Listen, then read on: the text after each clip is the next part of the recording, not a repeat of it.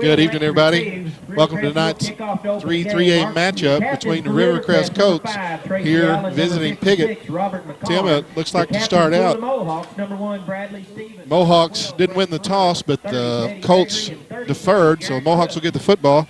Tim, what do you have to say about this season, this conference, and what can we expect from the Rivercrest Colts? Well, as the Mohawks come onto the field tonight, Sean, I think we can expect a really good ball game. From experience, the rivalry between Piggott and Rivercrest has been somewhat one-sided over the years, as the tribe has yet to notch a football win that I know of. We've beaten them in basketball several times, but still looking for that first victory over the Rivercrest Colts, a very storied program in Northeast Arkansas from down in the Delta. And they've come out this year in somewhat shaky pattern based on what they've done in years past, and the Mohawks feel like they are ripe for the picking tonight. One thing that will slow the tribe down is the loss of Bradley Stevens. You can see him down on the sideline there in street clothes, and he won't be dressing tonight. Re-injured a shoulder issue last night at Osceola. Last week, junior speedster is nursing a sore shoulder. He did play the first half last week at Osceola in a great effort by the Mohawks, but they will miss him. We've got some other injuries that we've had to contend with, and that's part of the season is managing through those injuries. And the Mohawks, they do have good numbers. They've got good depth, and I like their chances this evening. That's right. Should be an excellent football game. Conditions are perfect here at Parker Field, as we had some rain that went through. Ended up early yesterday. There's a wet spot over in the north end zone. Other than that, the field's in excellent condition. They had the 7th grade and junior high winning last night over Harrisburg and a sweep over the Hornets. And we're looking forward to a good game tonight here for a good crowd at Parker Field. And it feels like football weather. That's also a great thing about it. Indeed, indeed. Looks like McKinney in the middle, Murray on one side, and see who the other up back is. But he's going to. I believe Dixon is going to take the kickoff, and he cuts toward the middle. The sophomore gets up over the 25. They're going to spot him near the 26, and that's where the Mohawks will take over, first down and 10. Now the key, I believe, to beating Rivercrest, at least the formula that Corning used last week to keep it close, as they were beaten by 12. The Corning Bobcats literally kept them off the field. The key to that would be to try to ground it out on the ground, keep the potent Rivercrest offense on the sidelines, and this year, at least, the Colt defense is somewhat suspect, at least in many positions, according to our scouting reports. Well, last week, I believe Corning ran about 2-to-1 ratio of offensive plays against the Colts. As the Mohawks line up in the shotgun, senior quarterback Austin Murray is going to wrap around to the left. He's going to be dropped for a loss, Tim. Yeah, Austin, of course, and they movement over down there like the ball came loose. Let's see if it was downed or not. But a couple of the Colts came up with the football that time. Austin actually led the team in rushing last week, 93 yards on like 18 carries, and several of those were for negative yards. So he really had to grind it out for the tribe. Well, the Mohawk offense put 4 touchdowns on the board against Osceola last week. As they come up to the football, they're going to be in the full house backfield, and that's going to be the sophomore Logan Dixon under center, and he's going to pitch it back to Murray, the senior, and he's got a crease. It's going to be knocked down. Looks like they're going to spot him near the that is the 27. Yeah, close to the 29-yard line.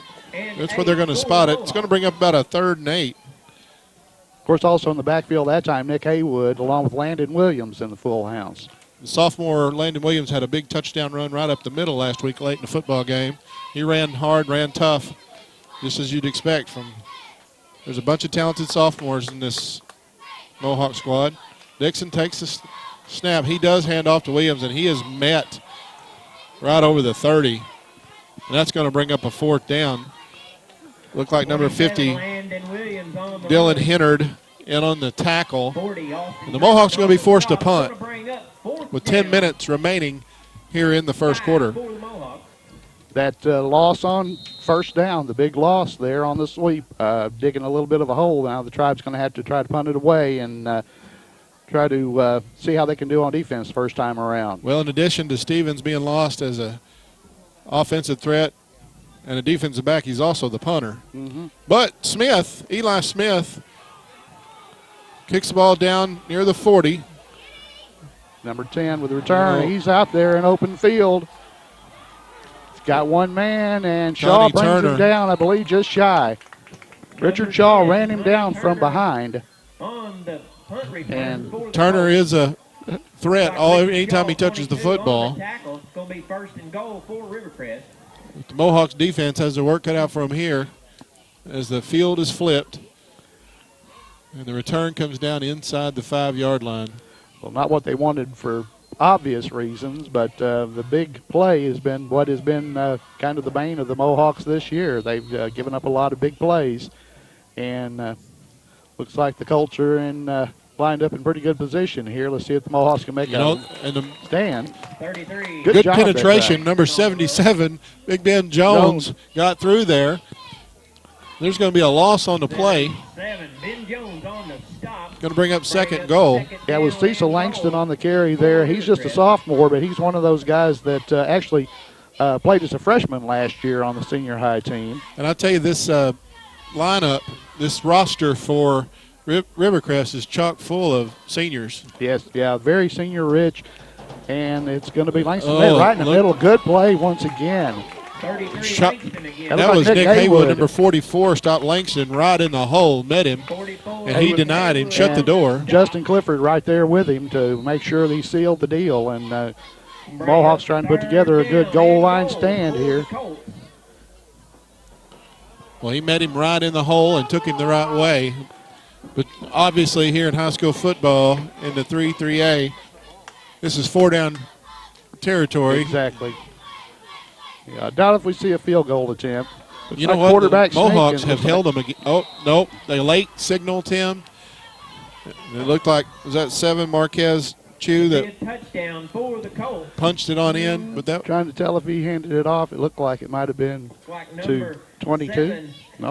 On the keeper for the Colts. I thought it was a quarterback sneak. It looked like it from here, but boy, that was a pile of humanity there for just a moment there. So Colts get on the scoreboard first with 8:04 to go here in the first. Indeed. Coy Chipman for the extra point. It's up and it is good. And early with 8:04 on the clock, the Colts take the lead 7-0. And you know, Tim, we are coming to you on YHC TV, bringing you Mohawk football. We'd like to thank our sponsors, and I'll tell you, we're going to start extending our gratitude to SOS Customs Vinyl and Sign Shop. That's Derek Dexter Bostic, 870-324-1822. Anything that you need, motorsport vinyl, big rig, yard signs, banners, outdoor business signs, small and large signs, decals, and more at 1350 Madison Avenue in Piggott. That's SOS Customs and Vinyl. That's right. You see the stickers around a lot. They do a lot of great stuff for the demo derby cars. It brought a whole flair to them this last couple of seasons. Well, they're right there with Wright's Collision. We sure appreciate Brad Wright helping to bring you Mohawk football on YHC TV. That's Wright's Collision. Again, right there at 1350 Madison Avenue, 870-598-3400. Appreciate Brad Wright. Well, let's see if the Mohawks can put together a little bit better drive this time. They need to, as we mentioned earlier, just keep the Rivercrest offense off the field. Of course, the Rivercrest offense didn't have much to do with that drive after the big punt return. Indeed. Chipman kicks it deep. Dixon again takes it on the right side, and he cuts up, and he squirts through, and he's up over the 25-yard line. They're going to spy him down near the 27 or 8. The Mohawks will get a second chance on it here with possession of the football. Of course, Dixon doing a great job last year on that excellent junior high team and moving up and contributing. One of the sophomores we've talked about, and something that Coach Dave Hendricks talked about before the season, having 3 good classes together at one time and the advantages of having them all 3 loaded. Well, in a different look, Dixon is again going to be lined up at quarterback. He played quarterback second half as the senior Austin Murray moved to that halfback spot. And Murray's going to take the pitch over the left side, and he's going to be stacked up after about a yard. Of course, last year when Logan Murray was the quarterback, Austin was a running back. He was an all-conference running back for the Mohawks last year as well. All-conference basketball player. Mm-hmm. tough young man that really has good feet and can move. Like 15, Austin Murray on the carry for the Mohawks. And we see Mason Bring Ron up into the second football down, game. 8 for Piggott. We haven't seen really since, I guess it was the Manila game where they had just about everybody got a shot. We had running back by committee that night pretty much once we got a lead. Indeed. Dixon up under center. He's going to fake it. He's throwing deep, and it is hung Well, up. short. And it is picked. Oh, no, it falls incomplete. Good job by McKinney to get up and turn into a defensive back there, as he had to battle for that one, as Connie Turner was in excellent position.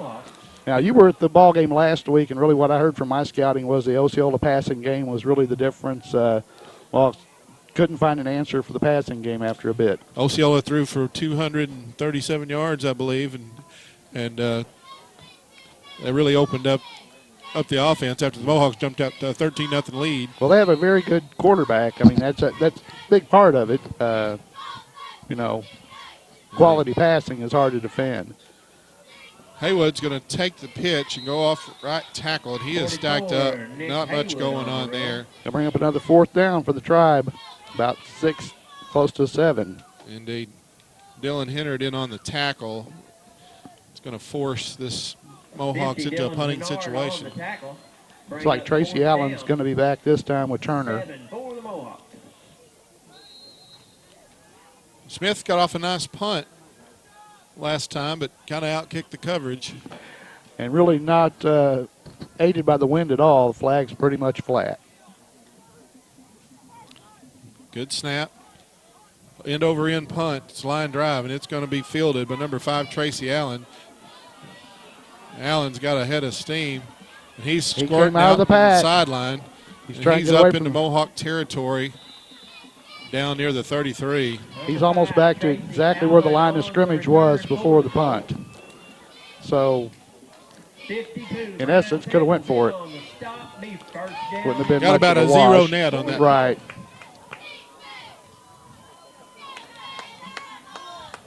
Well, we mentioned the fact with Bradley Stevens out that does limit the speed of the Mohawks. A couple other guys down there in street clothes, but I think he's probably the biggest impact on the game as far as dealing with a team with team speed such as the Colts. Indeed. Now the Colts again come up with the no-huddle offense. Really comes in motion, and they hand it off to him. It's strung out there well. There's a hold. I don't think they're going to call it. Yep, there's a flag off the backside of the play. It may have been the second hold. Trey Stallings, number 2, came on upend ball carrier. Let's see what this flag is all about. Looked like someone was holding Gabriel Gilby. They saw it, either not him called or it, Clifford. Tim. There you go. But I didn't know if they were going to agree with me. We saw enough of the laundry on the field last night in the junior high game. That one was the best way you could put it. Was just riddled with shoot yourself in the foot. It really, though, basically helped the junior Mohawks to the win because Harrisburg was driving and pulled a couple of pretty bad, in fact, one personal foul that backed him completely out of scoring position. Indeed. But, see if the Mohawks can take advantage of the field position.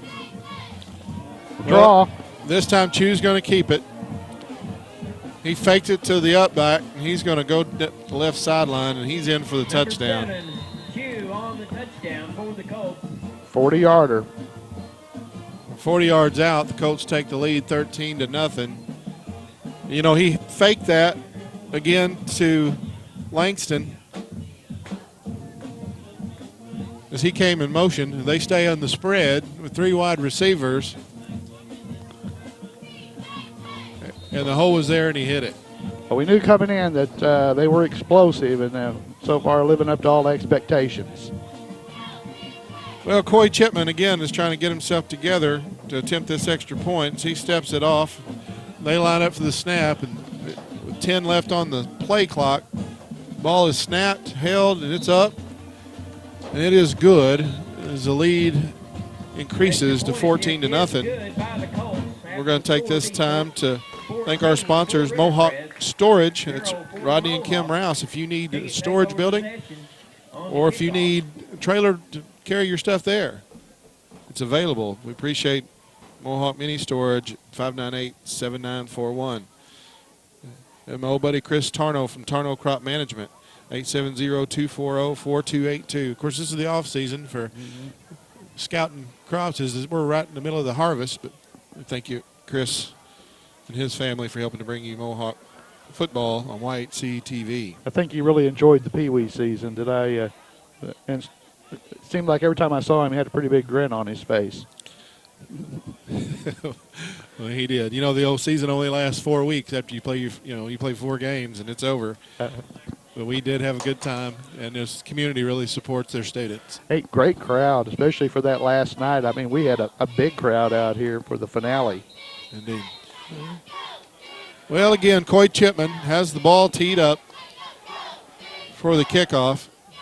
Nick McKinney's back deep in the middle.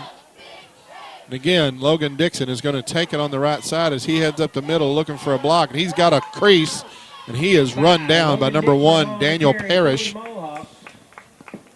Yeah, Parrish, the senior, coming in from behind him, and as Logan was picking and choosing his spot, ran down from behind by the senior there, 5'11", 165 senior for the Rivercrest Colts.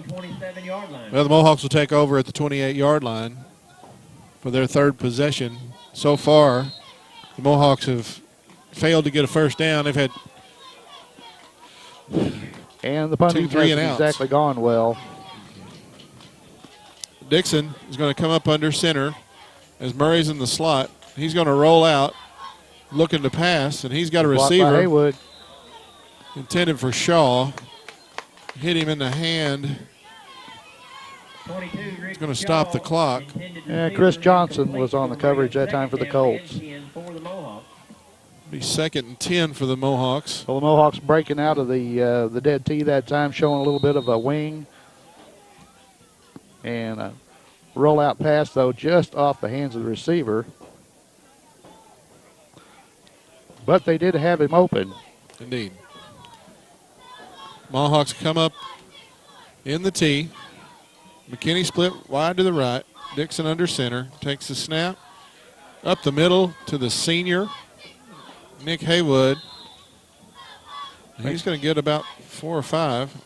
Pretty good gain from Nick there. Just power running over the left side there. Followed Jones and came through the line there, but a little bit of a some confusion in there. Little collision on the wasn't exchange. Smooth. As I think that he, of course, Dixon just moving over to the quarterback spot after working at DB in different spots throughout the year. It's probably a little bit different for him, and you have to get used to those exchanges between your backs and your quarterback.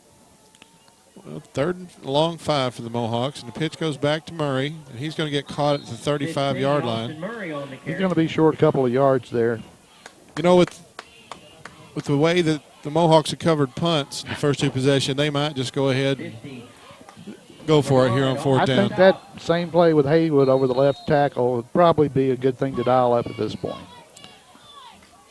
Well, Shaw checks in. It's gonna be the football game at tied in.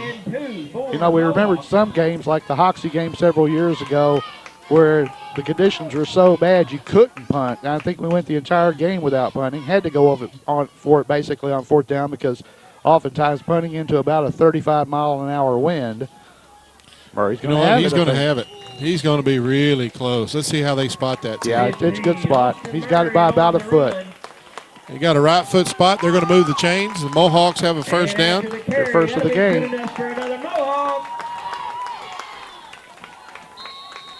Well, the Mohawks came up with a long count, tried to draw them off, but they did have the play called. So they went to plan B over left tackle. And the Mohawks keep the drive alive. Football spotted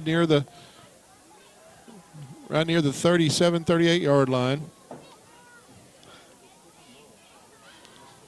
Quick pitch out to Murray, and he's got a little bit of a crease, and he takes a blocker on, and he's up over the 45. Going to have about 7-8 yards on that carry. Indeed, Chris Johnson made the tackle from behind. Just what we talked about earlier, the Mohawks just need to put together the sustained drive, keep their Colts defense on the field and their offense over there.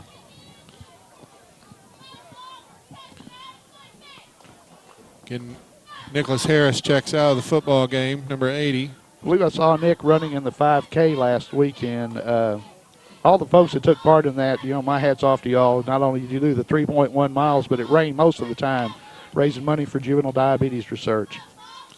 Landon Williams, number 27, the sophomore, is carrying tacklers. 27, Landon They blew it Williams dead. on the run. He's up near midfield. Let's see where they spot it. The spot from this side of the field looks like enough for a first, but they're going to bring the chains, I think, and stretch the chains and see. They are. And we're going to take a moment to thank the people that helped bring you YHC TV Mohawk football. Hitz Chapel Church. Charles Richardson is the lead pastor. Hitz Chapel Church, a place where you can come to know, love, and follow God. We'd like to thank Dan Gossett Real Estate at 598-5555 for your real estate needs. Give Daniel a call. Again, that's 598-5555. Dan Gossett Real Estate in Piggott. First down by over the length of the football. First down, Mohawk. Even Mighty Mo's happy about that one. Indeed, the sophomore Williams didn't go down on the initial contact in the second effort. Got us the first down. He is built low to the ground and very strong. He's not going to go down easily. We've talked about in the past that it could run into a problem folks trying to strip him, stand him up and strip him, but he's not going to go down. Halfback pass, and he is open. Oh, it is dropped. Oh, that was. Haywood, the senior, is intended receiver as Austin Murray took the pitch. That was a little high and inside. He had to come back for it. It was a tough catch. But very fortunate it wasn't picked off, Tim. That was what scared me, the tip. Little tip drill was on there, and two of the Colts were poised but couldn't get their hands on it. Second down. Well, after the incompletion, it'll be a second down and 10. Mohawk have the football resting at the 48-yard line. A little bit of a different wrinkle there in the offense with a halfback pass, taking advantage of the fact that we've got Murray back there. You can get the ball in his hands as a runner or a passer. Indeed. Following Jones that time, but there's not much room. Indeed. Murray's going to carry the football, and I think they're going to spot it just right at midfield. Going to be third down and 8.5. Looked like Brian Samples also pulling on that play and out there trying to kick out. But Colts did a good job of shutting it down to the short side of the field. This quarter's going along pretty quick. Just a minute and change left. Dixon up under center. Full house backfield. He's going to look, and he's got a receiver. He is open. Shaw is carrying it up the left sideline. Down to the 5, right at the 5, maybe the 4-yard line. They're going to spot it right there at the 4, Tim. That ball was on the money. Great pass. Beautiful pass. One receiver in the route, and it was Shaw. He got behind the defense. Nice soft hands for the running back, linebacker, utility player. You could probably line him up across the line if you wanted to. Well, the Mohawks are knocking on the door with 1:04 left on the clock here in the first quarter. As the clock winds, Mohawks come out. Full house backfield. McKinney split to the left. Dixon under center. I smell Haywood. And they give it gonna be Eli Smith. Is he in? He's for a touchdown. Senior Eli Smith. Smith now going to try to tack on the 7th point as he kicks extra points and field goals for the Mohawks. It was a big hole on the left side that time. We talked about the kick-out block. It looked like it worked a lot better that time, and the spot was there. Indeed. Smith took advantage. Well, the band gets to play Our Boys. We don't want to go a night without that. Murray's going to hold it. The hold is down. The kick is up. And the lead is cut in half at 14-7. As we get prepared for the kickoff, we'd like to acknowledge our sponsors that help bring you Mohawk football here on YHC TV. Custom Car Care, that's Mark Howell. Mark's been in business a long time at 598-2571. Again, that's 870-598-2571. Custom Car Care and auto sales. That's right. Give Mark a call. If you want a new one, if you want a used one, a good pre-owned, You need yours cleaned up. You need yours tended to. Mark's been doing it a long time. He's good. And, you know, we'd like to thank the folks at Pumpkin Hollow. It is harvest season, and it is Pumpkin Hollow season. It finally feels like the weather for it, doesn't Indeed. it? We really appreciate Daryl and Ellen and them helping to sponsor Mohawk football here on YHC TV, and they've been doing it for a long time. And I tell you, if you haven't got a chance to visit Pumpkin Hollow or Bubba's Butcher Barn, you need to take that opportunity. Go in the daytime, you can go at night. It's a good time. It's the season. Here's a squibber. Oh, now they're going to try to kick it in the air, which looks as good as any. Well, believe it or not, that's the worst field position that the Colts have had on their third possession. They're going to spot it at the 46. Right. Now the Mohawks can maybe catch their breath, get ready here. We've only got, shouldn't run off maybe a play or two. It'll be the end of the first quarter, and the Mohawks have cut into that lead, broke the goose egg, so that's the main thing. They can kind of catch their breath and maybe feel they can play with these Colts. Oh, there is a caught behind the line of scrimmage. Animal Clifford read it beautifully. Great job there. Yeah. Chew handed it to Turner. Turner came in motion, and he didn't hardly get the – he barely got the handoff, and that's a big loss, Tim. That's a good one. That's a 6-yard loss. Jones was also in there, and also, I believe, Seth Lacey made his way in the backfield to help with the stop. They faked that, and they're going looking downfield. In the middle of the field, got a receiver wide open. He was out there and got a hold of him, but and they didn't wrap him up. Still they got a running. receiver. Oh, man, that was Nick close. McKinney broke on the football. And looked like they Lacey laid the quarterback out after he got rid of the ball. No flags, so apparently it was a good, clean hit. Well, I was watching the football. Cecil Langston was wide open, and then McKinney broke on the ball, and if he had it at his speed, McKinney that was very almost a pick fast, six. very fast. And third and 16. He closed on that play. This is a very pivotal play in the drive. Pressured there, Clifford got the man just as the buzzer sounds for the first down, unless there's laundry behind him. Well, 3rd and 16, and they're going to get about 25. That's the end of the first quarter. Well, the Mohawks close out the first quarter down by 7, and they had an opportunity to make a stop there. That was a big play for the Colts side. They were backed up, and the Mohawks starting to really flex some defensive muscle, but the Colts answer with the pass. And as we talked about the Osceola game, the passing game has been something the Mohawks have had some trouble defending, and that was illustrated pretty good right there. Well, before we start the second quarter, we'd like to thank Mike and Pat Patterson at Piggott Realty for helping to bring you Mohawk football on YHC TV. You know, for residential, commercial, agriculture, real estate, anywhere in Clay County and beyond, let Mike or Pat serve you. They've been serving this community a long time. Give them a call, 870-598-3142. Again, that's Piggott Realty, Mike and Pat Patterson.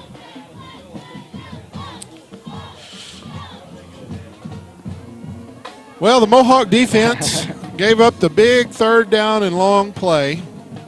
But it wasn't the touchdown, so they've still got a chance to shut this drive down. See what they can do now with a Rivercrest with good field position. Spotted to 37. Chew Fake kept it. It's a keeper right up the middle. Marquez Chew is going to be forced out of bounds. He's got another first down. He does. He's down around the 12, maybe 13-yard line with that one. The senior Austin Murray forced him out.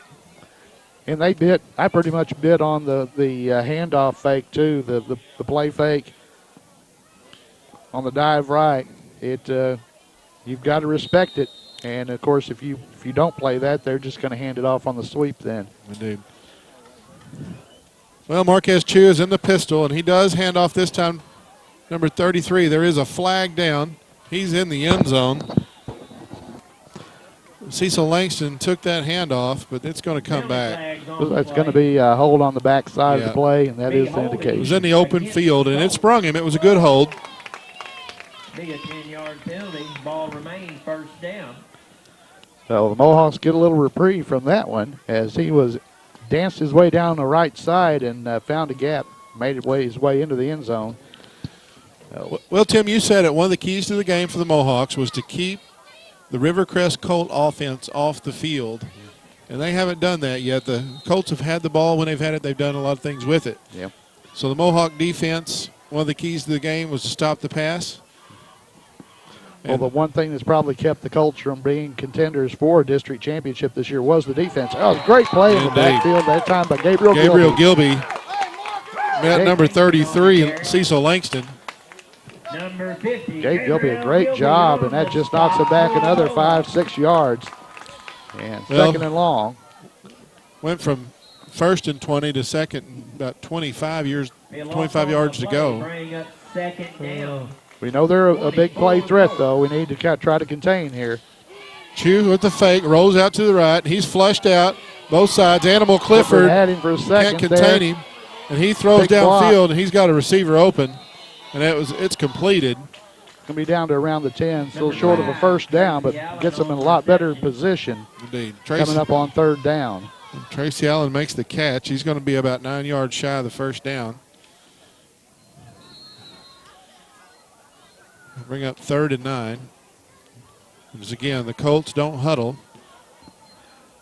Several people had a shot at Chew that time, but he was able to roll out and buy himself a lot of time. As they run the quarterback draw, he's in the open field, and he makes a move, and he is in the end zone. That was a designed quarterback draw, Tim. Yep. Yeah, Chew's got very quick feet, and they've taken advantage of it now here on a couple of different plays as he puts the Colts up by a margin of 20-7 with the PAT to follow. You know, the Mohawks were in good position, but you got to make the tackle, and you got to wrap up. The big play has been a killer for the Mohawks here this evening. This again, number 9, Coy Chipman makes the kick. It's up, and it is good, and that pushes the lead to 21-7. Extra point attempt is good. Mohawks just have not been able to stay with their game plan. I know they wanted to try to get Rivercrest, keep them off the field, control the line of scrimmage, work the ball downfield, but a couple of penalties, a couple of bad situations, and a really bad punt situations have built up a pretty good lead for the Colts so far here in the first half. Well, Tim, in this 3A3 conference, or 3-3A, I should say, here in Northeast Arkansas, you got 8 teams contending for 5 playoff spots. Yeah, and it's going to be interesting, especially when we haven't talked about it. Earl forfeited 2 games. They forfeited the Corning game and a Truman non-conference game. So that has actually vaulted Corning up into the rankings. With the Mohawks playing them in the season finale, it could come down to a chance at a playoff spot, the 5th seed coming out of 3-3A, but we're going to have to see how things pan out down the road, as right now the Mohawks are in 5th in conference, but that with Earl not playing anymore yet. Let's see how things pan out on that. But definitely you could use a win here tonight, and the Colts are also thinking the same thing as they look to try to maybe get the number 2. Well, Austin Murray, number 15, takes the kickoff, and he's going to be up over the 30. They're going to spot him near the 32, I believe. Number 42, Haddon Hodge, down to make the tackle for the kick coverage for Rivercrest. With 10:24 remaining in the first half, 1st and 10 Mohawks as they're down 2 touchdowns.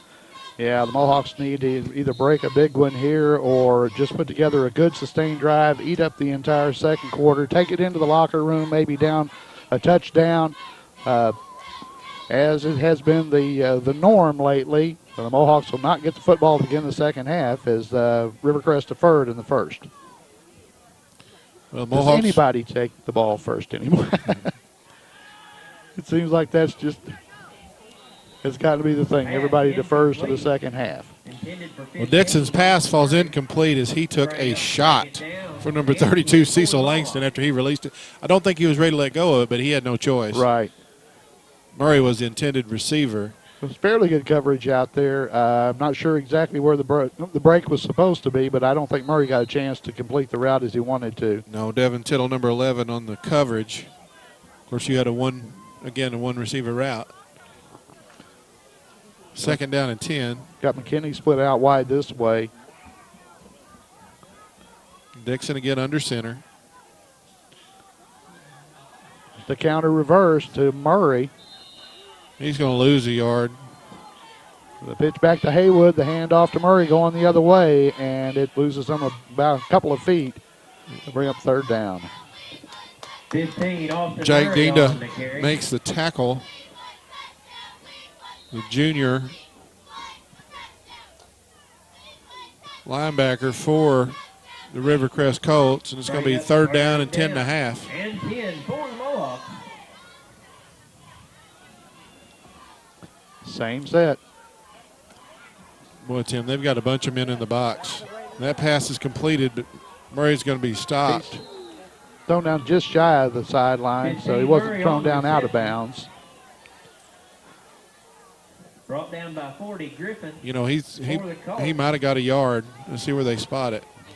The Mohawk punt team's going to come back onto the field. Going to bring up fourth down for the Mohawks.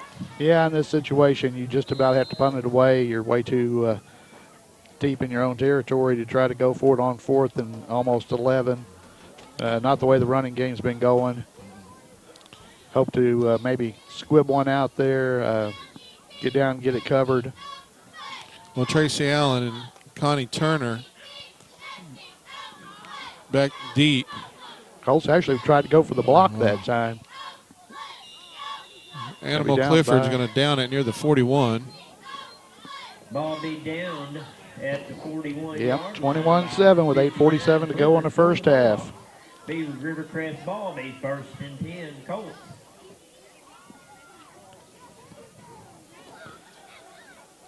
Tim, the Mohawk defense is going to have to make a stand as they're down 2 touchdowns in the first quarter.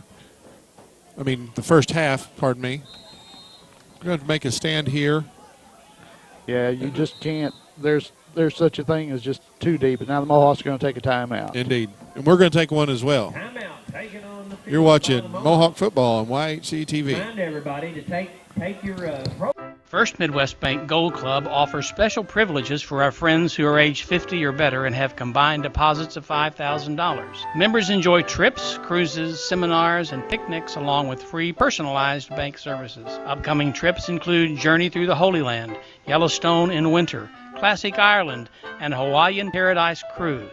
Stop by any First Midwest Bank location to sign up for the Gold Club. It's absolutely free. First Midwest Bank, providing common sense financial solutions every day.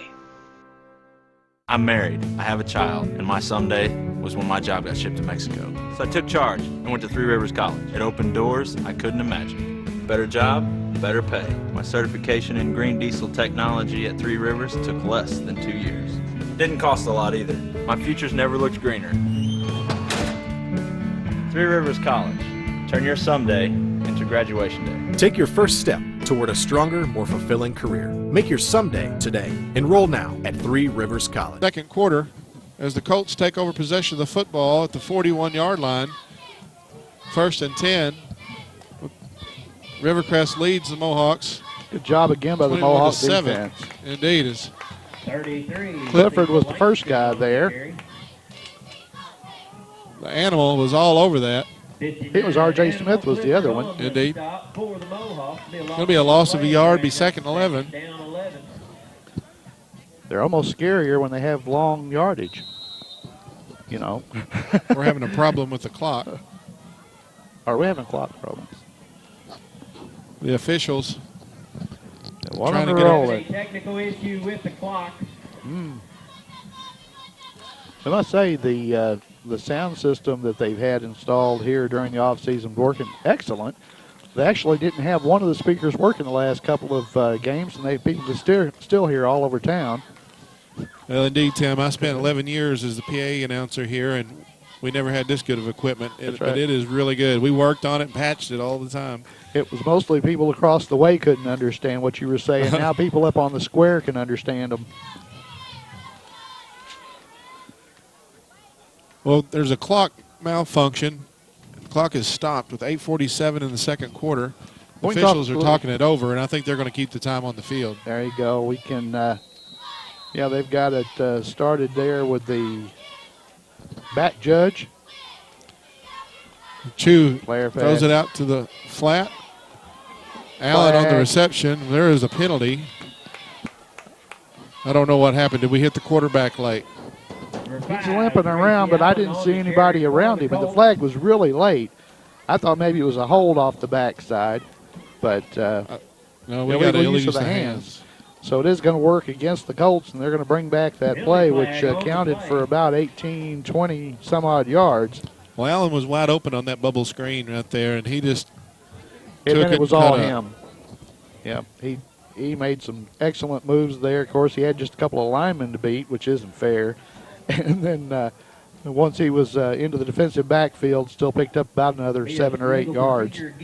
We're talking about 3A. Of course, tonight the undefeated Hoxie Mustangs are taking on Manila, so we can kind of feel for the Lions tonight. Osceola, they're taking on Corning. The Earl Bulldogs are playing Harrisburg, and that's the remaining conference games other than Rivercrest Piggott here. I'm going to catch him well short of the first down. It's going to be about a 3rd and 11. Yeah, Langston on the reception, and he has stopped out there. The number 2, Trey Stallings. Good job of containing. Took him to the sideline and then drug him down in front of the Rivercrest bench over there. 3rd and long, and the Colts have yet to huddle in this game. Smith out for Haywood. Haywood's going to play a linebacker spot. Chu takes that snap, and he pitches it out. Little pass. There's a chance. Nick pushes him out of bounds He short is of the first stopped short. down. It'll be about a yard He gets shy. a pretty good spot, but it's still about a yard short. 33 Langston on the carry. Thought he got maybe he's just carrying it in the front hand. On the 4th out of bounds. So it's going to be 4th and about a yard, and I'm sure the Colts are going to For the Colts. try to ring up something here. Maybe they'll chew on the quarterback draw. Well, the ball is spotted at the 49-yard line of the Colts. We're going to call it 4th and 2. As the Colts do come up to the ball on 4th down. Trying to draw the Mohawks didn't off. snap it. Now looking to the sideline to see if he's going to go ahead. They're keeping the game clock, or the play clock on the field as well, so we're not really sure how much time is left. Chu's going to keep it. You hauled that play, and he goes right up the middle, and he has the 1st down and more. carrying He's that into ball Mohawk out there. territory. Stallings brings him down near the 27. Murray's a little slow to get up. On the carry. He carries that ball out there in one hand some, which is just, for a coach, will scare you a little bit, but he's moving so quick, I guess nobody's got a chance to take a poke at it.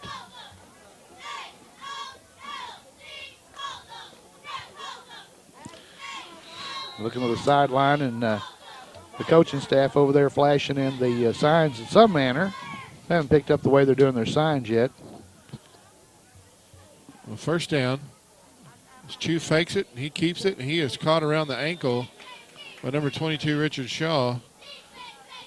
Leading Shaw did a tackler good job that for time. the Mohawk defense this season. 7-2 on. Of course, all district as a linebacker last year for the Tribe and doing a great job again this year. For the Mohawks. Bring up Second generation down. Mohawk. Of course, Coach Kelly Chandler, he's a Rivercrest product. He was a graduate of Rivercrest, and they know that tradition of winning down there quite well. Chu in the pistol, and he is going to give it up to the up man, and that's number 40, Austin Griffin. The first time we've called his number. You know, he's going to get about 5 yards. We'll call it 4.5, be 3rd, and we'll call it 2, but it's a stretch. Big junior Only fullback. 2.5. As the Colts don't take much time. Play clock really doesn't come into No. the picture with them. Don't think that they're going to try to run it down.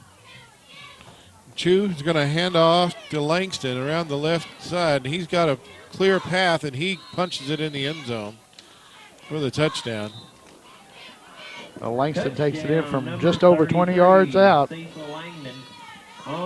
to extend the lead for the Rivercrest Colts. Cecil Langston.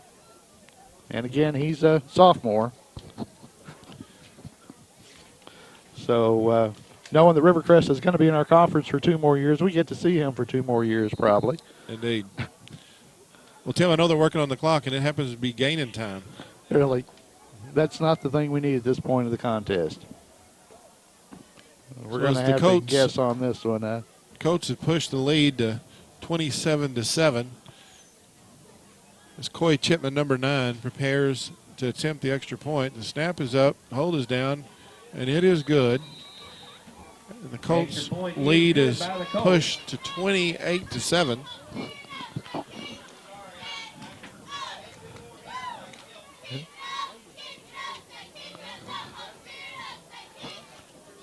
Well, they definitely got a couple of big plays out of that drive, and despite some penalties and some difficulty in the drive that they, some of their first encounters difficulties this ball game, they were able to march it down to punch it in from about 22 yards out there on Langston on the sweep left. Well, the Colts have had 4 possessions, Tim, in the first half, and all resulted in a touchdown. Tell all the kids to go shake Mighty Mo's hand tonight. Mighty Mo's in the house. Everybody say hi. Mohawk defense has got their hands full. We knew that they would, but the Mohawks played a tough Osceola team that put up a lot of points in the second quarter, and the Mohawks didn't lay down. They continued to fight. Yeah, they're not going to quit. Made it close at the end. They're going to try to make adjustments at halftime. I'm sure that the coaching staff is down there right now trying to figure out what they can do to make adjustments. They've got Spotter upstairs that's been talking down to the sidelines, and I'm sure he'll have some input. They'll talk it over and see if they can do something about maybe trying to but then again, like I said, the foot speed that you're seeing with Chew coming out of the backfield, Langston on the sweep, they say the one thing you can't coach is speed. Well, Dixon takes the kickoff deep, and he comes right up the middle, and he is met right over the 25. He falls forward to the 26 or 7, where he is met. Chris Johnson, I believe, about the first guy there. I believe so. Colts, he made the initial hit. He took a pretty good shot himself there. Well, he made the tackle, but he got up a little slow. Yeah, senior Timothy Talley, who's been around forever, and is one of those guys that we've been watching against the Mohawks since he was a sophomore. He's been starting basically since he was a sophomore, linebacker and running back at times. Again, time's being kept on the field by the officiating crews. We're having scoreboard malfunction. Austin Murray is back at quarterback, and he takes the snap out of the shotgun and keeps it himself, and he's met just over the line of scrimmage. Let's see if they give him forward progress. He might have gained a yard. And again, Chris Johnson, number 22, after making the tackle on the kick, is the first person to meet him. I think it will probably be another one of those nights when Austin's going to have his number rang up quite a bit. Probably going to be the top rusher for the Tribe as they try to get some speed out of the backfield. I mean, Nick comes out of the backfield strong. Williams comes out strong, but the Colts, they've got some size up there on the front line, and you have to try to have some speed to mix in with that. We just can't go, 3 yards in a cloud of dust. Well, Dixon back under center, hands off to Murray as he's up near the 30. Again on the carry for Piggott. He's going to bring up 3rd down and 7. Stop made by number 11. Now, Austin had 93 yards last week on, I believe, 17 or 18 carries, but I know one of those was for -7 yards, another was for -6. He had a -2, so he would have been well over 100 yards except for some losses there, but he really grounded out for him there. Well, his first carry of the game, he ran over a defender in his way, and, Austin's not a great big kid, but, boy, he is tough. And there's a handoff right up the middle. That's Landon Williams. He's up near midfield, and he's going to have the first down. The sophomore breaks off a good one. He's got about 23, 24 yards on that carry. We'll spot the ball right at the 50. Without a doubt, the biggest play of the night for the Mohawk offense. After the run, it'll be a first down and 10 for the Mohawks at midfield. I was talking with a reporter from Osceola about Osceola used to run the wishbone. I mean, we almost have a setup here where we could run Landon out of the fullback spot and run a wishbone. I think maybe we should be thinking about that. Dixon up under center. McKinney is split to the left. Pitch is going to go back to Austin Murray as he is just into Colt territory. Let's see where they spot him. Going to get a couple of feet at the most. He's just 15 inside the Austin Murray 50. on the carry. They're keeping it, mixed up a little bit, but they are favoring the left side. Of course, you've got the Jones over there kind of anchoring that into the line and with good size. And that seems to be the preference right now. And let's see how the Mohawks can try to move it down. Not really sure how much time's left unless it's fixed. Is that time correct now down there? Haywood takes it off right side, and he is going to carry up near the first down yardage, maybe a couple yards shy. Yeah, Nick Haywood with good movement that time. Once they got a hold of him, he took at least one of them for a ride. They're going to be third and about 2. It's going to be 3rd down and 3 for the Mohawks. Yeah, the Mohawks would like to end the half on a positive note. Take something positive into the locker room to talk about.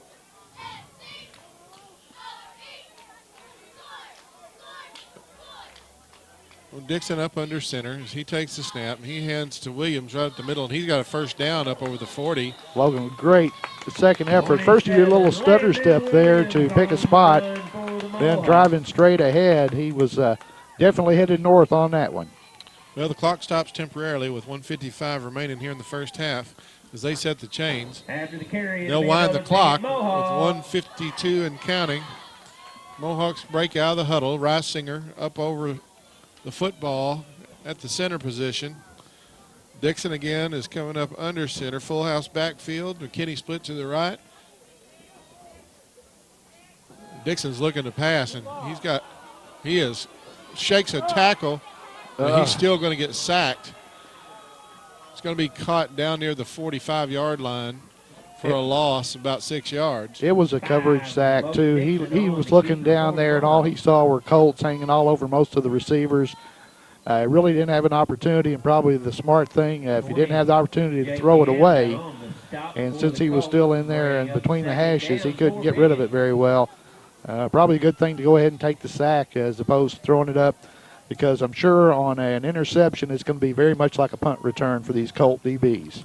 Well, they give him forward progress to about the 43. Dixon under center.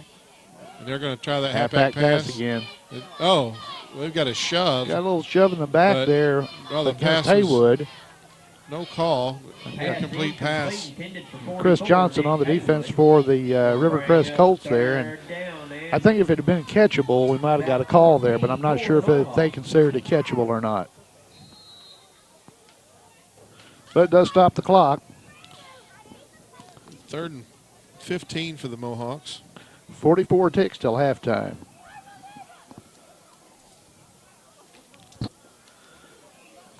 Williams is going to come to the sideline.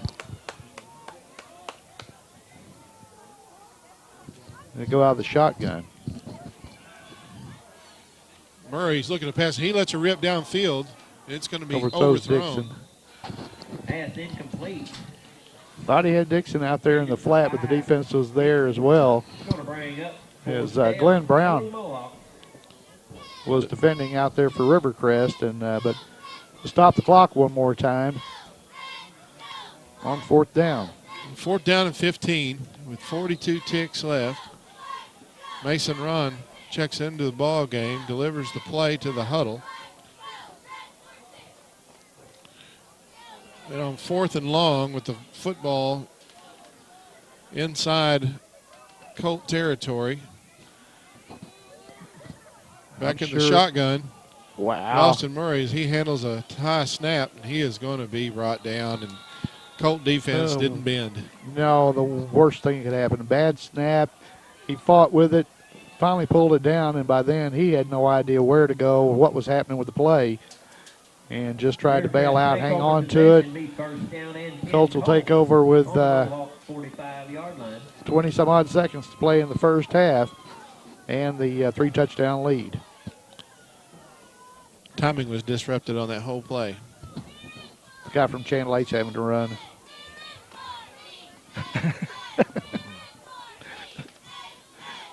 got to get down there and try to get a play. He's figuring the Colts are coming this way. Huh? Well, Chew is back in the shotgun, and he hands off to Langston around the right side. Brian Samples gives chase. He's going to be stopped. I think he's out of bounds to stop the clock over there. Stop it. They call a timeout. Rivercrest does with 11 seconds left. I think he's short of the first down. According to what kind of a spot, looks like they're going to call it second and about 2 feet. There's our chain gang over there. I see Monty, and it looks like Fred might be working the chain gang tonight. I'm sure Charlie and Joy are over there too. Yeah, hats off to all the volunteers that make this possible. A lot of the people you see down there are not on payroll. They're here out of love of the game, love of the Mohawks and community, and appreciate all they do. Dave Hendricks has brought them around, talked to them a little bit about it.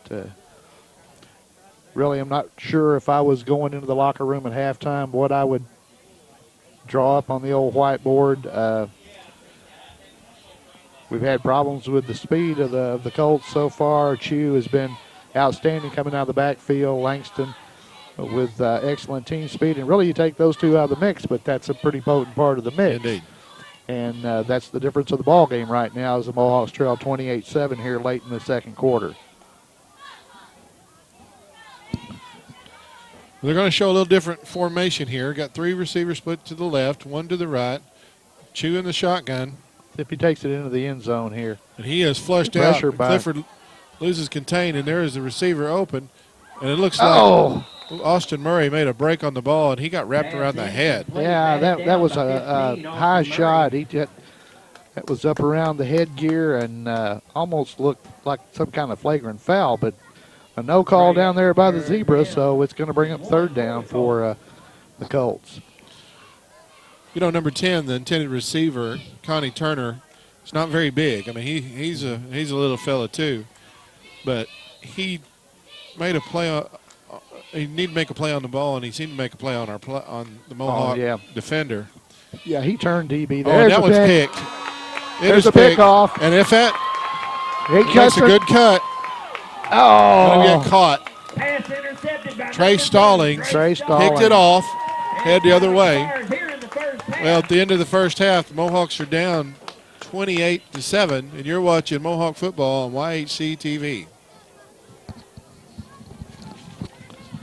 As the leaves change and the days grow cooler, it's time to bring the family down to Pumpkin Hollow. Bring your family to Pumpkin Hollow for a fun-filled day of pumpkin picking, hay rides, and a trip through our corn maze. And once the sun sets, the ghouls come out to play as horror sets over the hollow. Go to pumpkinhollow.com to plan your day of family fun at Pumpkin Hollow, where it's family by day, fright by night. Go to KAIT8.com and upload your favorite pumpkin carving pictures to the loop.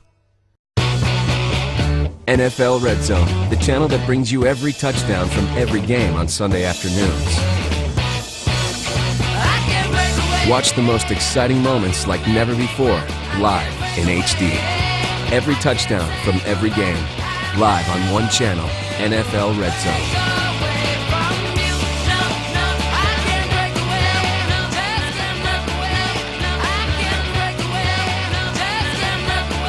In addition to unlimited calling, New Wave telephone users have a wide range of great phone features available. And now with the help of New Wave Internet, they're even easier to use thanks to our convenient online phone manager. Just log on to your MyWave portal. Now phone features like call forwarding can be set up instantly from any computer. Reliably activate or deactivate your call forwarding. And even set your home phone to ring once when a call is forwarded. Home telephone service made even better with New Wave Communications. Call today.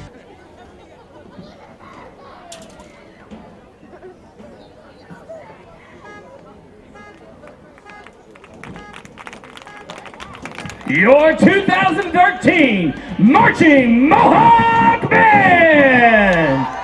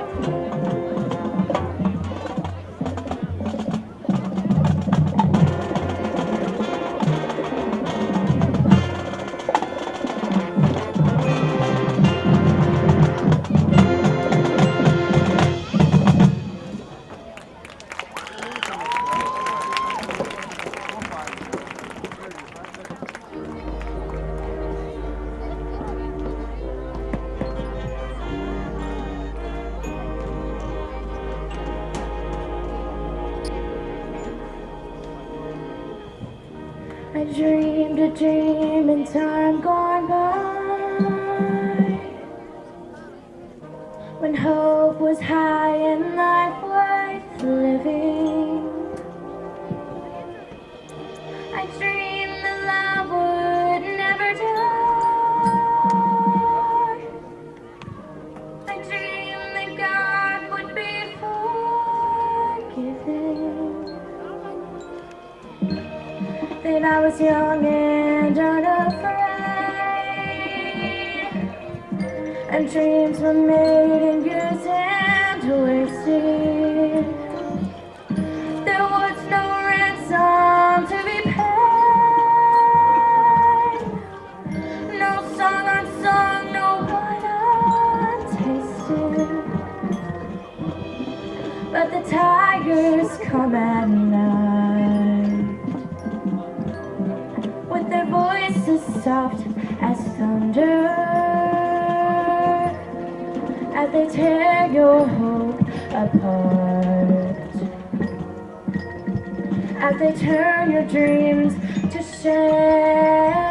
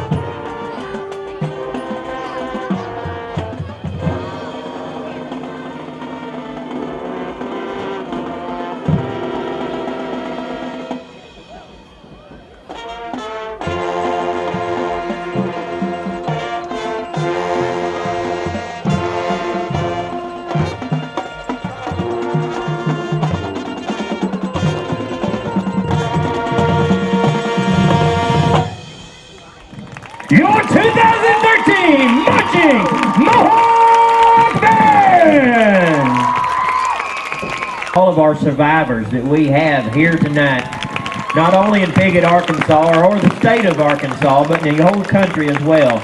A great big hand to all of our breast cancer survivors for the battle that they've gave and support that we need to give to them, because they've sat right here and gave everything back to these boys on this field tonight. So a big hand for all of them. Well, Tim, after the first half, give us a little rundown of what went on in the scoring summary. Well, of course, early on, the Mohawks getting in the hole on that first drive. The punt returned deep and setting up the first touchdown with 8:04 to go as Chew took it in for 2 yards out. PAT was good. Chew answered again with 5:24 to go in the first from 40 yards out. Again, the PAT good by the Colts as they took the lead. And that was a dangerous situation there. The Mohawks did get on the board with 48 seconds to go in the first quarter. 4-yard touchdown by Eli Smith. The PAT was good, but 2 more touchdowns by the Rivercrest Colts. Chew a 12-yarder with 10:29 to go, and then Langston took it in late in the first half, about a 22-yard touchdown by him. Both PATs were good, 28-7 at the break. Well, to start the third quarter, Shaw's short kickoff was fumbled after a fair catch was signaled, but the Colts were able to get on it. It would have been a great way to start the half, as the Colts did defer at the first half, and they're taking the football to start here in the third quarter of play. Well, Langston is met near the line of scrimmage. Great job by Shaw. Looks like he was the first one through that time for the Tribe. 33 Langston on the carry. 22 Richard Shaw. He's still going to fall forward for a yard. Bring up second down and 9. It looks like they're coming right back out with the same game plan that worked well for them in the first half of play. So let's see how things line up and see if any adjustments can be made. Looks like we have Chris Johnson in the backfield this time. He takes the handoff right side. 22, Curtis Johnson on the carry. He's going to give about 4. Going to bring up around 3rd and 5. Let's see where they spot it. Good job of the Mohawks there. Gabriel Gilby, I think, was on the bottom of the pile, but he got a lot of help on that tackle. As third down. Here come the Colts again. Well, it's going to be a long 5. 3rd down. Handoff goes to, that was a nice hit. Richard Shaw and Nick Haywood helping out. 22 carries and 22 makes the tackle. Chris Johnson on the carry. He's going to bring up 4th down. They stopped him for no gain, didn't he? This would be a great way to shift the momentum for the Mohawks if they can get a stop here on 4th and 5. Down and 6 for the Colts. Empty backfield. Here comes the motion. The handoff is going to go. There's Johnson. Johnson, number 22, and he is in the open field.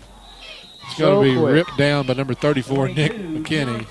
On the run. Chris Johnson is a junior for him and plays back in the safety spot on defense. More good team speed. 34 McKinney and Austin Murray in on the stop. It's going to be a first down. And when your DBs are making the tackles back there, that's it's not the situation you want. That's what the Mohawks have been faced most of the evening, is the quickness of them getting them deep into territory. Well, there's a stack up line of scrimmage. That was number 40, Austin Griffin, carrying the football for the Colts. The big fullback trying the left side that time, and the Mohawks tackling by committee. Stack him up after a couple of yards, maybe 3. Brought down by a whole host of Mohawks. Going to bring up second down. 52, Brian Samples checks into the game for the Mohawk defense. Keeping fresh on the outside to try to deal somewhat with the speed. Once again, straight ahead. Yeah, that's Austin Griffin again, number 40. Ken Turner. And a lot of Mohawks on the pile. Gilby looks like he was on the bottom of the pile there, but Jones was in on the tackle as well. Bring up 3rd down and 5. Well, the Colts keep coming. No huddle. They're in the pistol. It's number 7, Marquez Chew, who's been directing this offense, and the handoff goes again right up the middle to the up back. He's going to be just short, I believe, of the first down over there, maybe within a foot. But they're marking him just shy. Shot by number 50, Gilby. Again, good job by the interior of the Mohawk defense that way. That time to stack them up and at least make the going a bit slower. Indeed.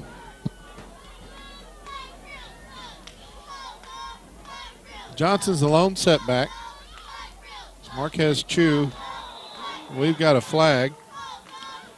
Looks like the Colts are going to indicate, and so does the referee, that the Mohawks are in the neutral zone, and they're going to give a first down away. Of course, we didn't mention it, but the half did end on a positive note with Trey Stallings picking off the pass and taking it back down, but the Mohawks just didn't have time to capitalize on that late turnover. Johnson's going to take the handoff up the right side, and he is in the end zone. They start off the second half, Colts do, with a drive that ends up in a Rivercrest touchdown. Very methodical. They started with fairly good field position and then took it down, had a couple of big plays, did it when they needed to. It's like Chipman's going to switch the shoe again. He lines up out there as the wide out, but he's also the place kicker. He has to put on the kicking shoe. They don't give you extra time for that, so he has to handle the equipment change before the PAT.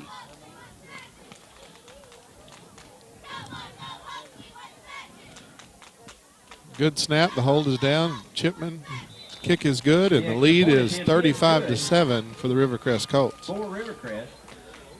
Well, Johnson extends the lead for the Rivercrest Colts here to begin the second half of play, and the Tribe will be getting the football now to see what they can do after making some adjustments during the halftime intermission.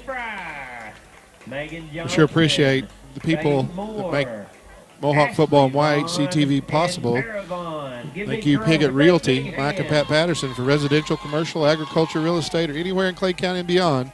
Let Mike or Pat serve you. They've been serving the community for years, many years, and we thank them. Call Piggott Realty, 870-598-3142.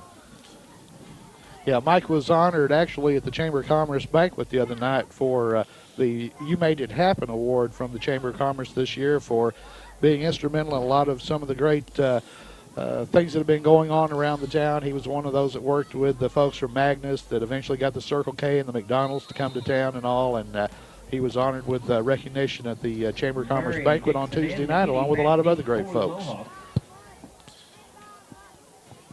Chipman's kick is deep.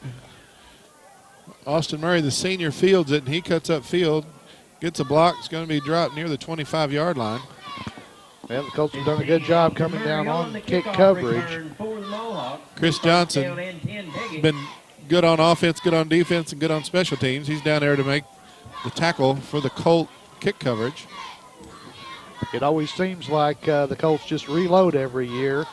Of course, you know, they do a good job of bringing up kids.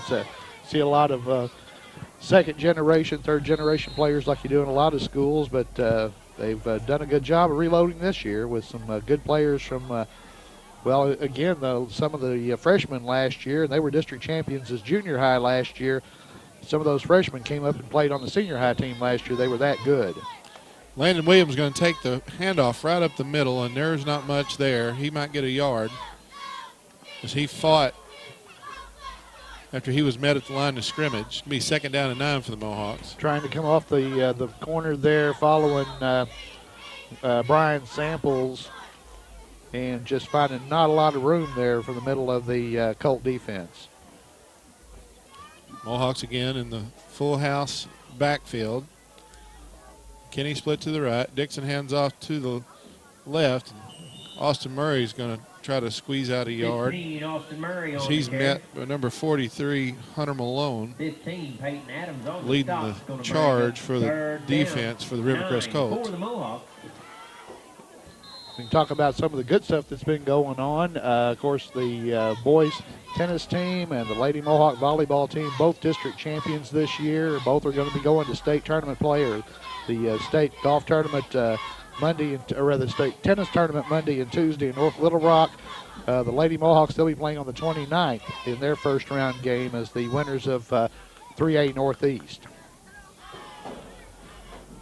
Murray's got some room to run out there. If he can beat the first man, he might have a chance. But he's not going to get back to the line of scrimmage as it was defended well. Number 14, Braxton Brown. Kenny Turner out there, number 15, again, sealing off the play. And again, he had some room whenever they first got the ball out there. And I thought he might have been thinking about passing it himself for a moment there. It looked like he was looking downfield, but there wasn't a receiver in the pattern. So that brings up 4th down again for the Tribe. I don't really think that they want to punt, but this is a punting situation. Indeed. Eli Smith, number 32, received the snap. He put gets a lot the of punt pressure off. on him. He put And it's pressure going on to him bounce. last time. Going to be bounce. Going to be downed at the down 46 by Trey Stolle, number 2. At the Colts. Oh, but good field position for the Colts. Indeed. Hey, it's fall, Tim, and it's pumpkin season, and it's Pumpkin Hollow season, and we'd like to thank Daryl and Ellen for helping to bring YHC TV, Mohawk football here on YHC. We appreciate them. If you get an opportunity near San Francisco, Arkansas, to go to Pumpkin Hollow, it is the season for it. Yeah, it finally does feel like football season. You know, you always want some nice, good, cool weather. Well, the handoff's going to go to 22 Johnson, and he is hit but squirts through, and it's going to get 2 or 3 yards. It looks like Johnson's kind of taken over in the backfield for Langston. Not sure if it was a situation where there was an injury or just the fact that you really don't need Langston at this point. You can rest him. You know, they've got other games coming up as the season progresses that they're going to have to be concerned about. And they have been a little dinged up this year, so wouldn't hurt at all for them to possibly rest that guy. 22 Johnson sure is doing a great job if he is the replacement for Langston. Indeed. 44, Nick Haywood. Murray and Haywood make the tackle downfield, but it is going to be a first down, obviously. Clifford put pressure on the quarterback, on Marquez Chew, and as he went down, he kind of collided with him, and Chew came up holding his head. He still kind of acts like he's just a little bit dazed out there, but he makes his way back to the no huddle and gets ready for the next play, so let's keep an eye on Chew. They're going to wind the clock with 5:34 remaining in the third quarter. And that is the big fullback, number 40, Austin Griffin. 40, Austin Griffin on the he run is met. for the Colts. Look like Ben Jones and number 50, Gabriel Gilby, 57, in on the Seth tackle, Lacey along with Seth Lacey. Well, we're trying to get, of course, Dixon coming in at quarterback, moving Murray to the running back spot. The first half, Dixon was 2 out of 5 for 47 yards. Did have a one good catch there by Richard Shaw, but other than that, have not had a lot of success. There's a late pitch, almost would look like a forward lateral, but Johnson's out there with the football stopped. Johnson on the carry. He's going to be stopped near the 32, and it looked like Shaw in on the tackle along with Logan Dixon, number 5. On the tackle. Good job of stringing out the play, and Chew made a little bit of an ill-advised pitch there. Late in the sweep as he looked to the option, but Johnson almost made a really good thing of it.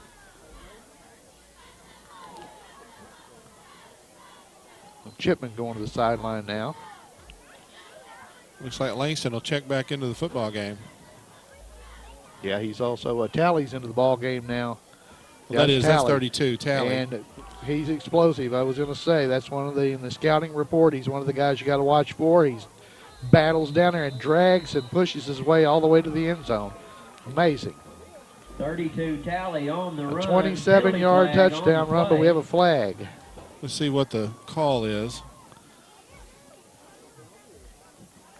Yeah, Talley, a talented running back, a senior. He's been around forever, and okay, they waving off the flag. now they're going to wave off the flag, so it is a touchdown.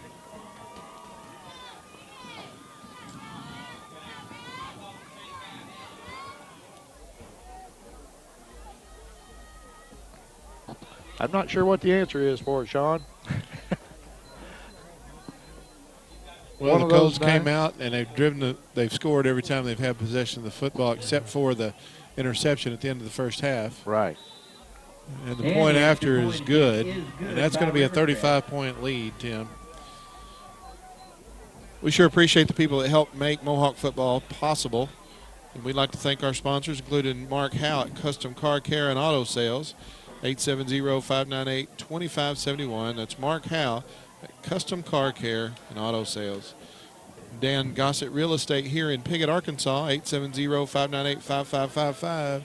For real estate needs, give Dan a call.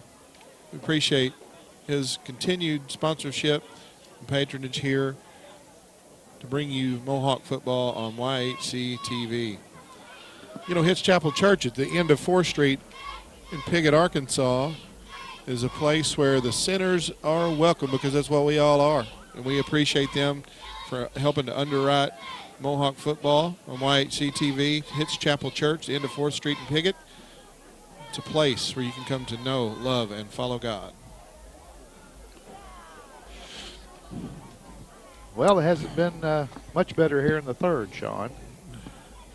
Indeed. Coy Chipman's going to tee the ball up at the 40 for the kickoff. And they have avoided kicking the ball to number 34, McKinney. Wherever he has been, that's where they've kicked away from. Right.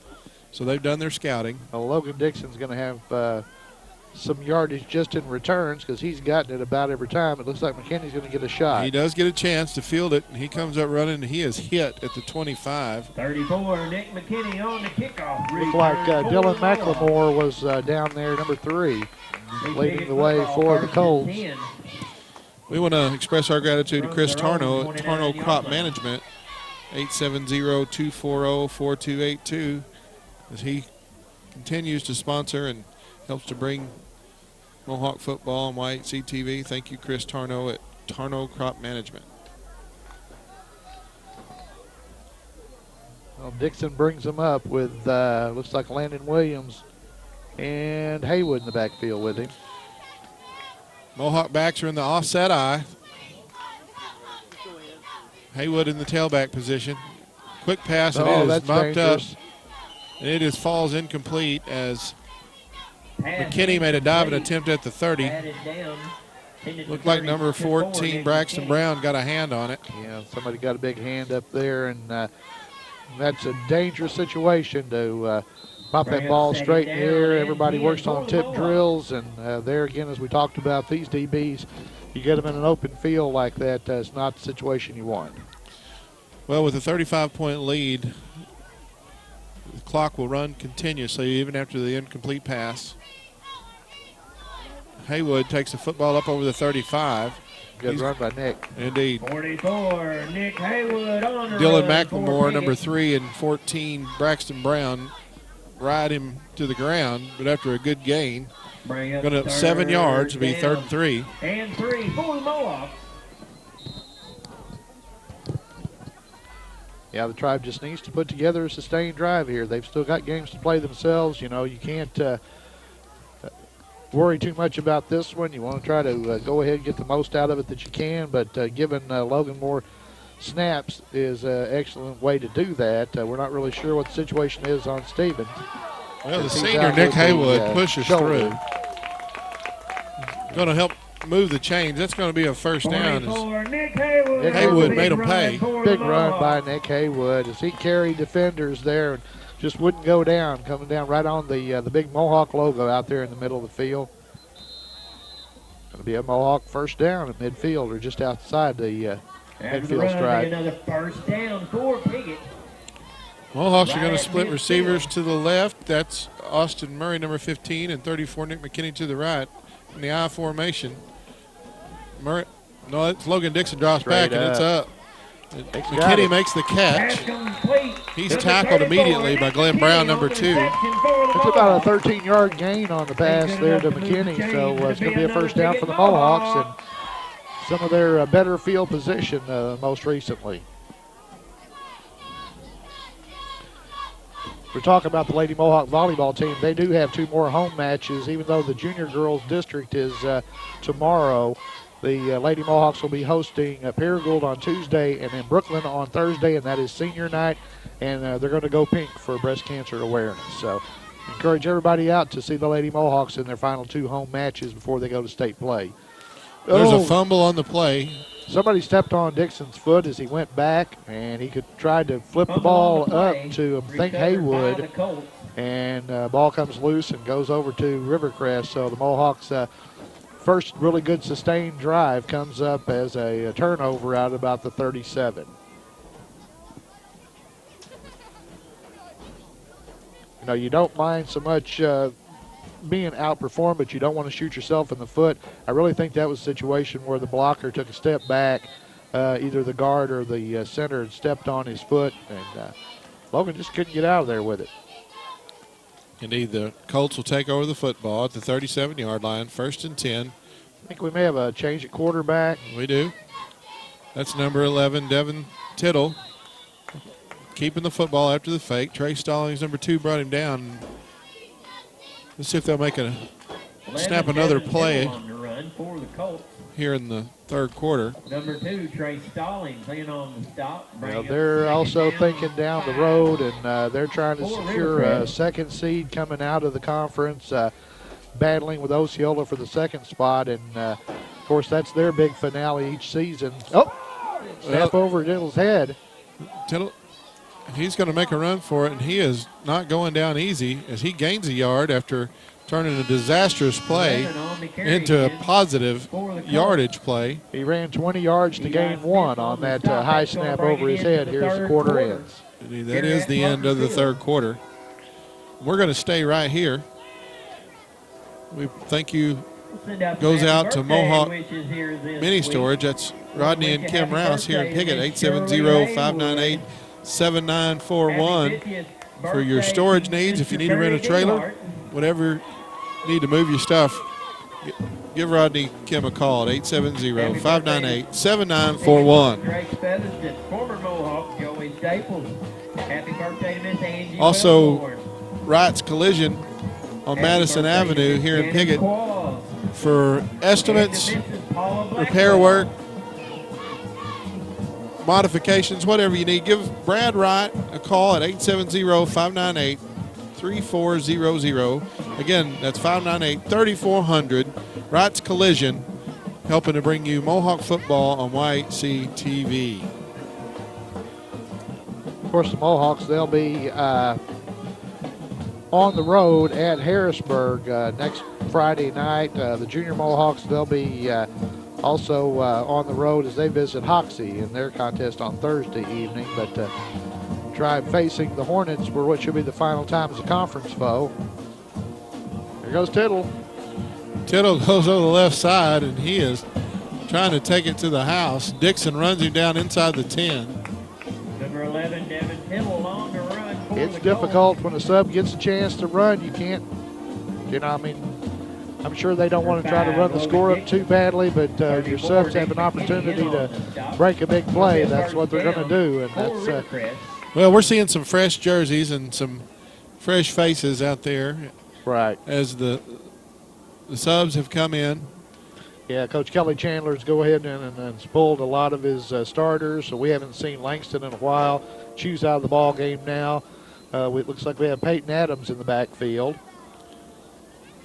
Yeah, and that's number 5, Tracy Allen. And he's into the end zone for the touchdown. Number 5, Tori Allen on the touchdown. So Allen scores it from. It's Caleb Benbrook, number 13, enters the ball game for the Mohawk defense.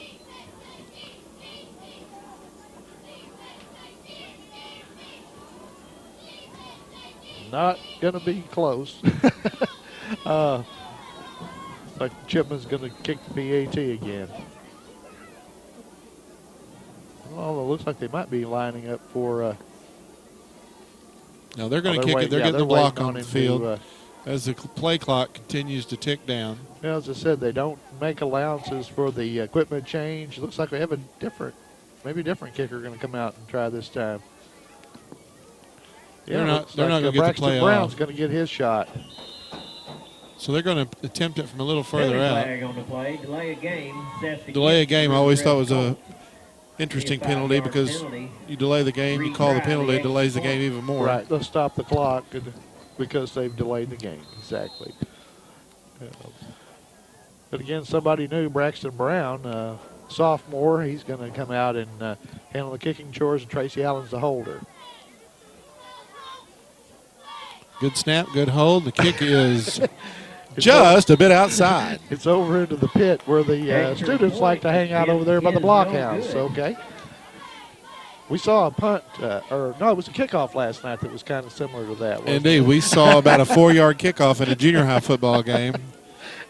I think actually the tee did go farther than the football on that one. So brought back some old memories, Tim. that was fun. But yeah, the Mohawks, they'll be on the road next week at Harrisburg. Then we'll be back here on November 1st as the first place Hoxie Mustangs come to town. Following Thursday, the 7th of November, it'll be senior night and the annual contest with the Corning Bobcats right here at Parker Field as they come to town. And the game might actually mean something at this point.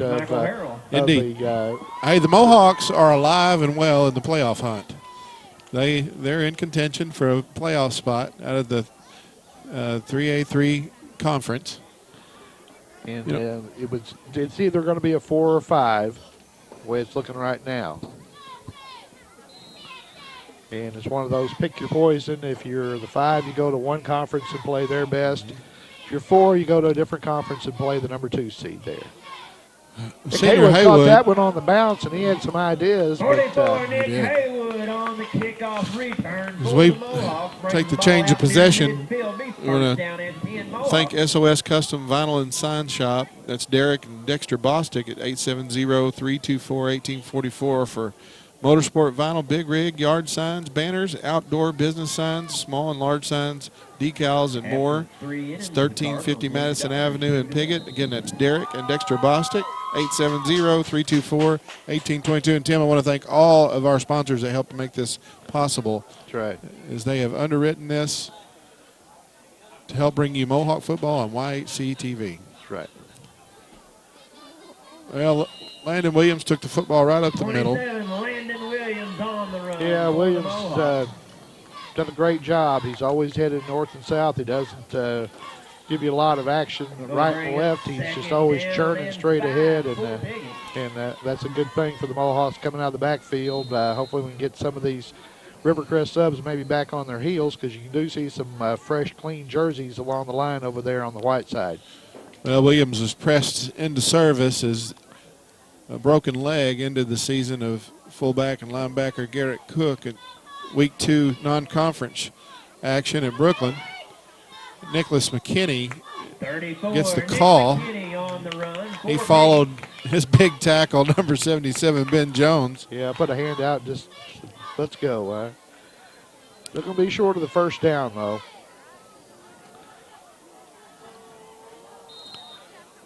6:35 and ticket. Yeah, the clock will run under the mercy rule here with the big lead in the second half of play. So about the good thing about it is for maybe a relatively early evening, as the Tribe are probably ready to put this one behind us and take a look down the road at Harrisburg. First down for McKinney. He does his number 20. Andrew Roberts checks into the game at the split end position. Be a first down for the Mohawks. Spot the football at the 30, make that the 41. I understand the Pee-wees are going to go see Arkansas State Tuesday night, right? They are going to see Sun Belt Conference action, as we're going to carry a bunch of Pee-wee football players to Jonesboro to see them take on Louisiana Lafayette. That's great. We had a chance to go down for the homecoming game this past weekend. Had a great time and got a big win over the Vandals, Idaho State. Dixon hands the ball up to Williams, right up the middle. He's met by number 12, Hank Hill. 27, Landon Williams on the run. I'm pretty sure Hank Hill just said, "Bobby, if you weren't my son, I'd hug you." I wonder if he's going to go there. Dylan Johnson off the bench for the Mohawks coming into the ball game. Going to have some more substitution as the Tribe will get some folks off the bench and into some action here as time starting to run down. You know, the Rivercrest Colts actually have a player named Ryan Rogers. Oh, from our own Clay County Times Democrat. I don't think it's the same guy. He's wearing number 58 over there on the sideline. I can see him over there. But I think I saw Ryan over there as well. So, but yeah, out in checking out their roster, I couldn't help but notice they had their own Ryan Rogers, sophomore, 5'9", 210. Pretty That's good not size Ryan. fella. No, nope. Loose ball on the field, recovered by the Mohawks. Caleb Benbrook was attempting to carry the football. Ball ended up on the ground. The Mohawks do come up with it. It is going to bring up 3rd down. He'll come to the sideline. Trey Stallings back into the game for the Tribe. Bring up 3rd down. Long 5 for the Mohawks. But this has been a good situation for Dixon to get in there and get some snaps, acclimate himself. Well, Stallings ran hard, and he got hit hard, but he fell forward. It's going to bring up 4th down. Yeah, just short, maybe less than a yard Number short 2, of the first down as time continues to click here with the Tribe trailing at 48-7. 4th down Under 4 minutes to play. For Piggott. All right, Mohawk Nation, let's get behind our Mohawks. It's 4th down. 4th down and 1, 3:45 remaining in regulation. Dixon pitches back to McKinney. He is going to get it. He's going to have a 1st down. You know, you don't like to play what if, but the Tribe really missed Bradley Stevens coming out of the backfield, the threat on the outside, on the defensive side of the game. You know, it's really hard to gauge that and try to determine how well they would have done with him suited up for this contest, but that's the way you have to do it is play him like you got him as Caleb Welburn comes off the bench now for the Mohawks.